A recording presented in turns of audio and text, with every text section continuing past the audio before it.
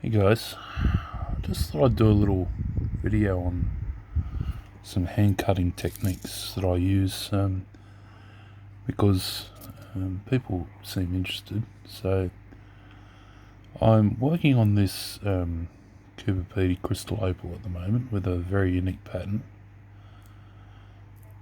It's got the lines going right across the stone. Very unique pattern. Give it a bit of a lick so you can see it better. But I'm making a double-sided stone, and I've just about got one side rubbed out as a cabochon. Now I do all these by hand. I don't use any templates or anything. I do it all by eye. Now obviously I can see on this one now that this radius there has a little bit of a sharp corner on it, but the rest is sort of fairly good. It's only roughing out at the moment. Now to achieve that, I just I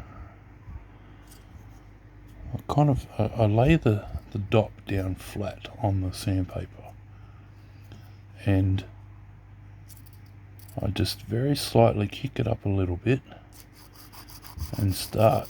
And as I'm going backwards and forwards, I'm turning the dot in my hand, and I don't let it stop on any one place.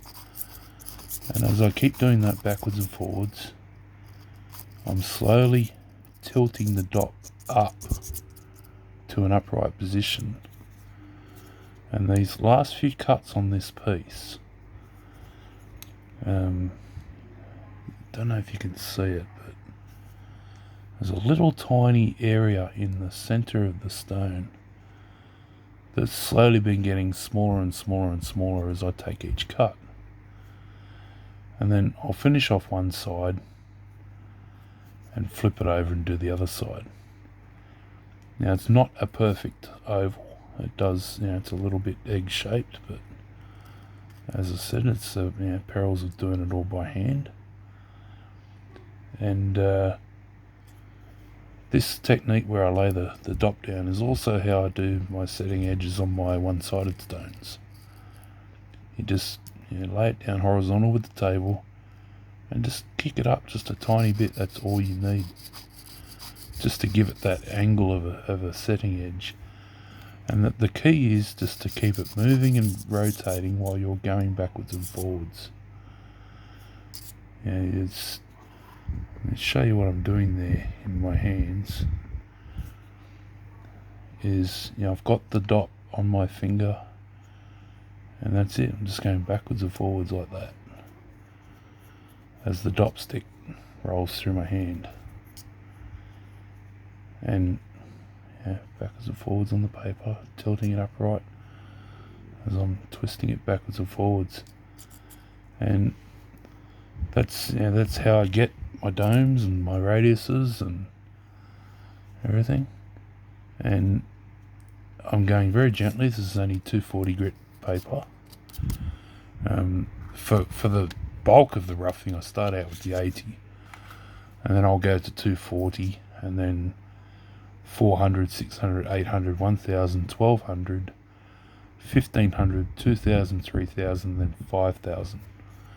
And that's pretty much it. It's really simple. It's easy to do. Anyone can do it.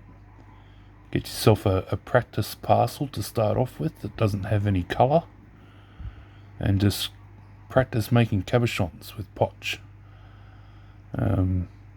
You don't need all the fancy equipment to get started. You can see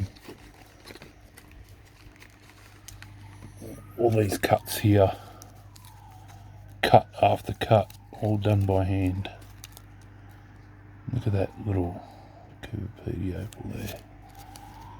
Meant to be, it's a dark opal. All these have been done by hand. And unusual shapes as well. This is like a cylindrical hot dog shape almost, with a flat back. Little egg shapes and ovals, and I do have the templates. I can calibrate them if I want to, but stuff like this, let's get this out of the packet real quick.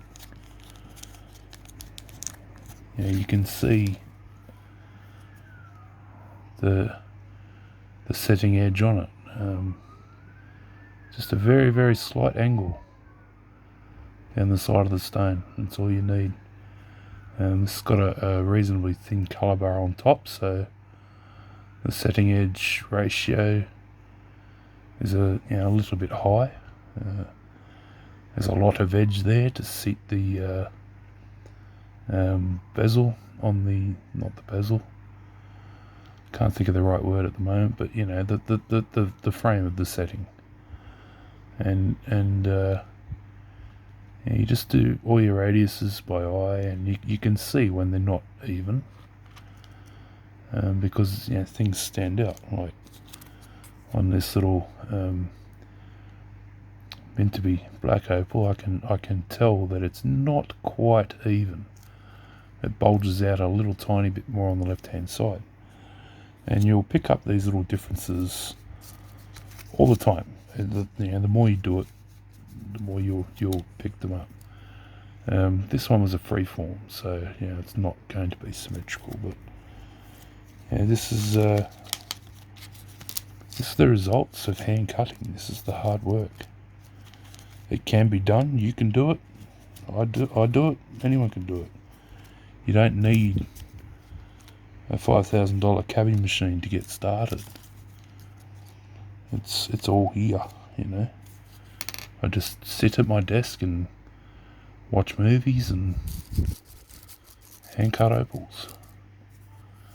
So give it a go. You never know. See ya.